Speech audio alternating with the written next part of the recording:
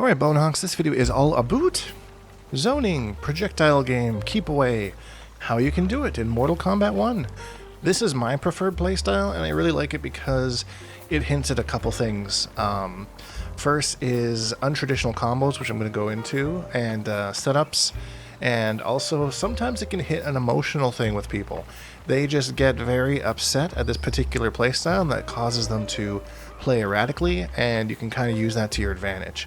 Don't let anybody tell you that it's not a legitimate strategy, because it absolutely is, and it's been tournaments I've been playing in this way. So everyone's free to play the game the way that they want, but if this is the way that you want to play it, I'm here to give you some hints on how to do it in Mortal Kombat 1. So, that being said, let's get into it. Accept your death. So the first tip that I'm going to give you is one of the biggest ones, and it's also one of the most time-consuming ones, because in this game, you really have to familiarize yourself with stages and have really good stage awareness. So how I kind of gauge this is by the backgrounds of the stages. So as we're kind of walking, you can kind of see this statue here in the background is kind of one on this particular stage that I kind of... that's kind of a trigger for me. If I see that statue, we're getting towards the corner, because if you're playing this playstyle, you're backpedaling a lot, you're going back projectile, back projectile, back projectile, and if you do that for too long, or you're spamming things, which is different than actually playing keep away, you're going to find yourself in the corner, and you have ran out of places to go. So making sure that you're a little bit familiar with the backgrounds of the stages. Like I said, you can pick one. I'm like, okay, see, he's not quite in my line of sight yet. Okay, there he is. Now I have to start thinking about switching positions, or just know that I'm kind of running out of room. And that's when you can kind of do little things like kind of moving in and out, things like that. Because you got to think of it kind of like a car stopping, right? If you're trying to stop all at once and just slamming on the brakes, you hit the corner, that's not going to be a good time for anybody.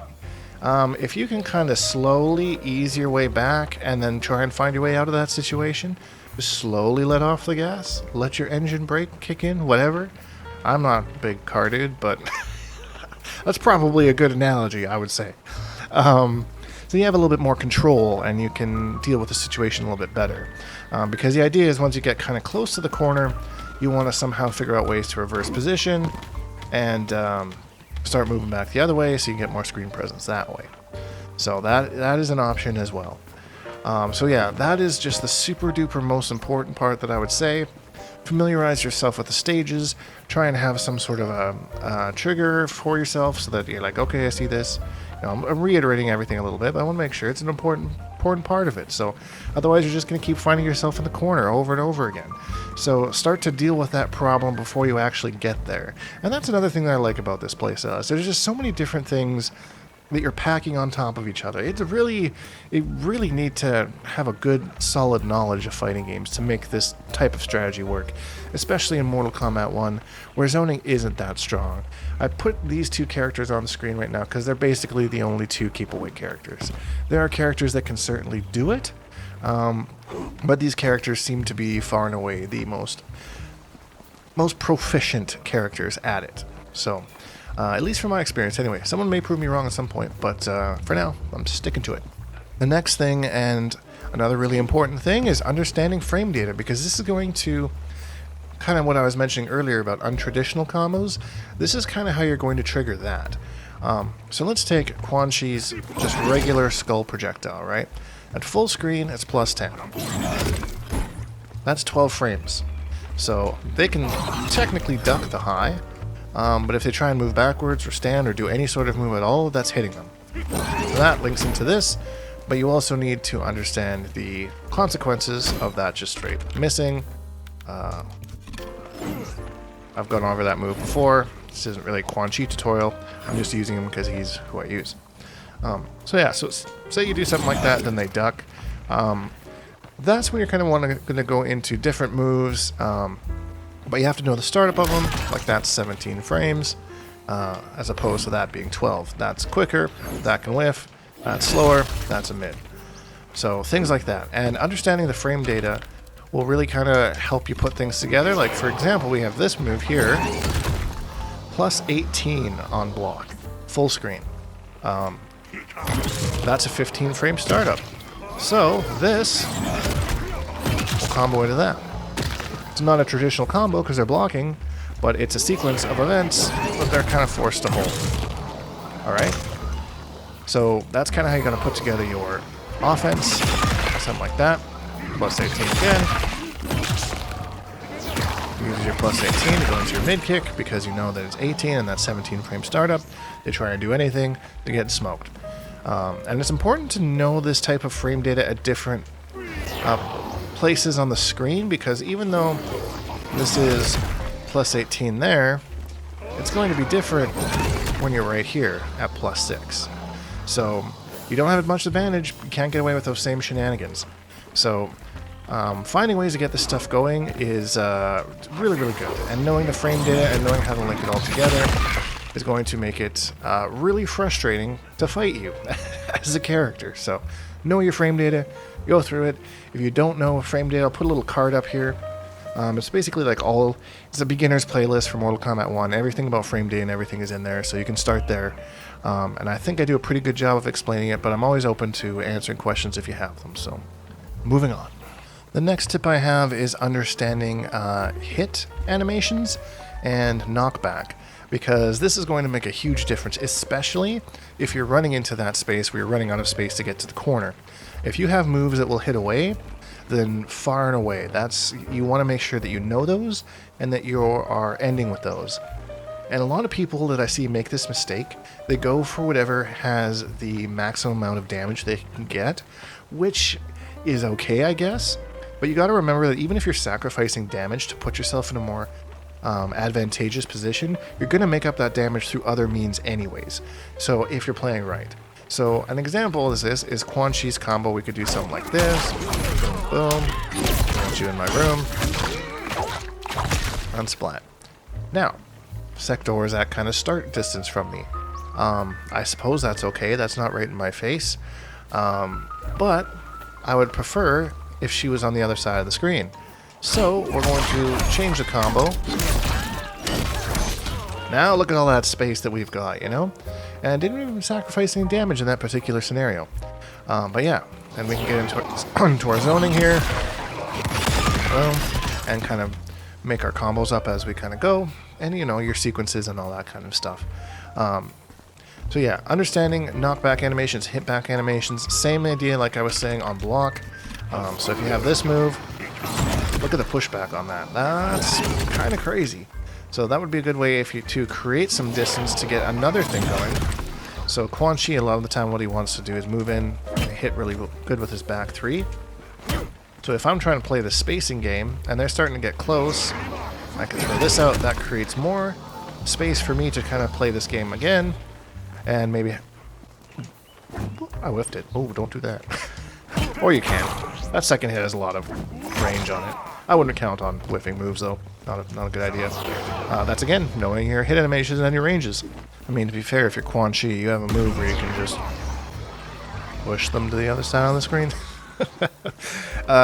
It's not quite that easy, though. That's not a Quan Chi guy, just who I'm using. But yeah. Tools like that. You can even use it just in a moment. You don't even need to rely on pushing them full screen. Just put a little wall up so you can create your space, get back to what you want to do, set your things up, and yeah. Next tip. Don't forget about your cameos. Cameos are going to help you in numerous ways set stuff up. Sonya, I found, is one of the better cameos for zoning because she has that mid projectile that has like 0 cooldown, and it's super plus on block. So if you hold the whole thing, plus 102 on block. You can do so much stuff, and your opponent has to guess when she's releasing it. Halfway, you can do instant, or if you want to hold it,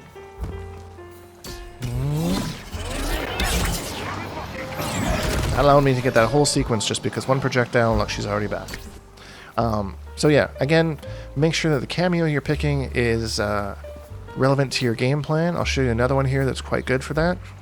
For multiple reasons that you probably already know, Motaro, I mean, gives you another projectile. It's plus 18, and same cooldown as Sonya. That thing's coming back right away. You get bone domes all the time. The Tourette, obviously. That's a lot of chip damage right there. That's crazy. And then, of course, the reflect. So now you're sitting behind it, throwing projectiles at them. They can't even throw anything at you because Motaro's got your back. And, of course, the teleport. Giving all of those things to a zoner is incredibly powerful. So make sure that you pick your cameo wisely. That's what this game is about. And there's lots of cameos that can help you out. Some more than others in this particular playstyle. I think those two are probably the most prominent ones. I would say Sonya is probably in there as well. I already said Sonya, I meant Serena. Man, it's been a day of this working 8 hours and making a video thing. Every once in a while, my age starts to show. I ain't no young man anymore. And lastly, you need to know when to throw in the towel. If you are going to lose a match because of just projectile trades alone, if my health looks like that, so her health can look like that, you're going to need to find some more meaningful damage. Whether it's to come in with some big shots, big combos, space out your opponent, using different tools that you wouldn't usually use. You can't just completely ignore the rushdown game. You have to have some sort of a strategy if it comes down to it, because as great as zoning is, it's kind of a slow grind to get them down, depending on the character. So having a kind of a backup plan and understanding what your character is capable of doing up close is super important. Because if you spend all your time working on the zoning end of it, when they do come in, you won't be ready to attack or defend yourself. So make sure that you have a game plan, you understand what the character can do up close, you have some decent combos, because you have to make a comeback. Zoning is probably not going to cut it in this game, just on its own. You know, if you can get the life lead back, then keep zoning again. Life lead is super duper important. So, need to sometimes throw your ego to the side a little bit and just be like, well, okay, this isn't working. Let's move on in and see what we can get going. So, yeah. I don't like that. That's a bad feeling for me when that happens. But it does happen to me, as well as other people. Probably. I'm sure probably. Everyone. Yeah. I'm not insecure about it. You are. And that's it. Just some tips to help you get going if you wanted to play a keep-away projectile-based game in Mortal Kombat 1. Hopefully you found this helpful. Check out the playlist if you want to see some other guides. And yeah, if you enjoyed this video, please leave a like because it really helps me out. And subscribe if you haven't, because I make new videos almost every single day. Hashtag Bonehawks, all that stuff, and we'll see all you Bonehawks in the next video.